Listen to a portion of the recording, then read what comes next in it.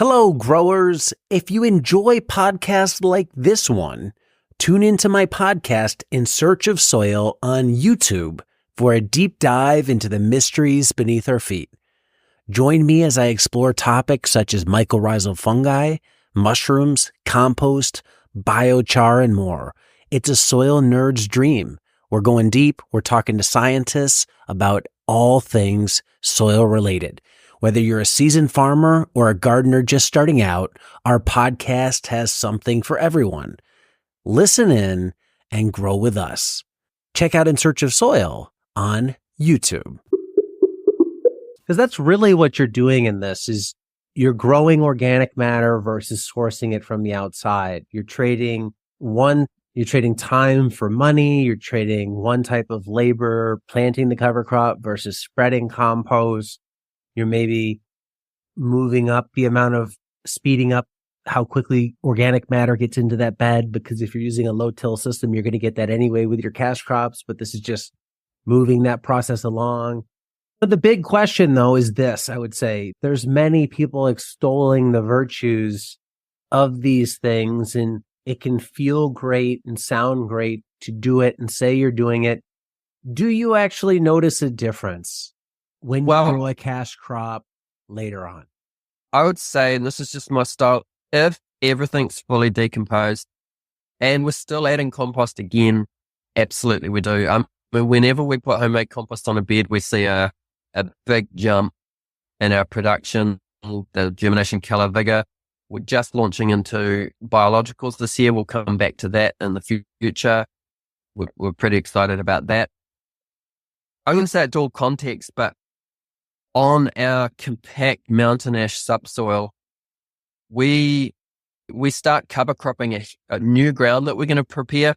We start cover cropping a year or two ahead, and we pretty much put in 2 cover crops, like a warm season terminated, followed by a cool season. And on average, we'll cover crop 2 years, so 4 crops before getting our broadfork and opening the ground up.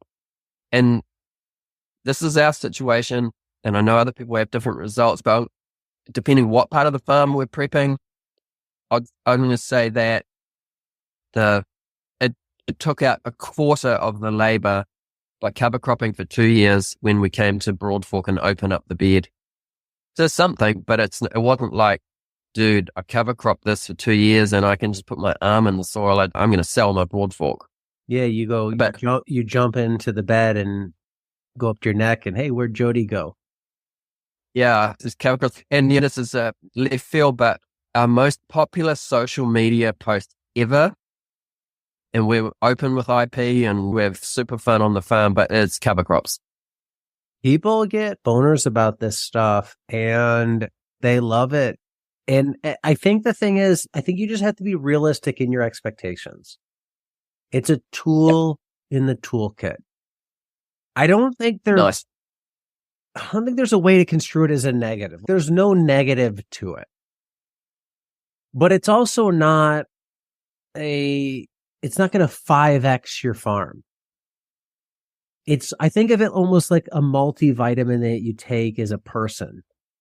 Nice. You're not going to take it and feel some sort of effect from that, but it's a bit of insurance to balance everything out and maybe cover up deficiencies that you might also have. It's a tool in the healthy diet toolkit. Now, sure, if you are extremely deficient in minerals, you're on pirate ship and your teeth are falling out and your gums are bleeding because you have scurvy, that vitamin is a miracle cure. And there's probably soils where that would be the case. But I think it's a direction that's worth exploring. If you have the land, that's the big key. Because the struggle to make this work for people who do fantasize about cover crops and look through I have one here, the cover crop seed catalog. They look through it like it's a nude magazine as a kid. Ooh, look at all this stuff I'm going to grow. You can't fall in love with being regenerative before you're a sustainable business. Yep. First, your business has to work. And then I think it's like, how can you layer regenerative into it? If you have enough land, make sure you have enough land to first keep your business going, and then add cover crops into that. That'd be my one worry, because I remember in my earlier permaculture days, they'd love to tell you about all the regenerative things that they're doing, and that's always coming at the expense of earning an income. And one season of amazing cover crops with a farm that turns into a pasture the next season, actually, that's probably not too bad for nature, but not so great for you. Hello, growers. Looking for a simple way to supercharge your diet with powerful nutrients? Meet broccoli microgreens. These tiny sprouts pack 10 to 100 times more nutrition than mature broccoli, making them a true superfood. With their mild flavor, broccoli microgreens can be added to any meal or smoothie, giving you a tasty health boost.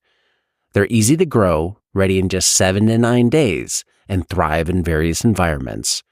Rich in sulforaphane, calcium, vitamin C, vitamin A, iron. They protect your cells and fight inflammation. Perfect for boosting your health goals or as a market crop. Start growing them today and experience the benefits. Get 100% organic, pathogen-tested and pathogen-free broccoli microgreen seeds at shop.moderngrower.co or using the link below.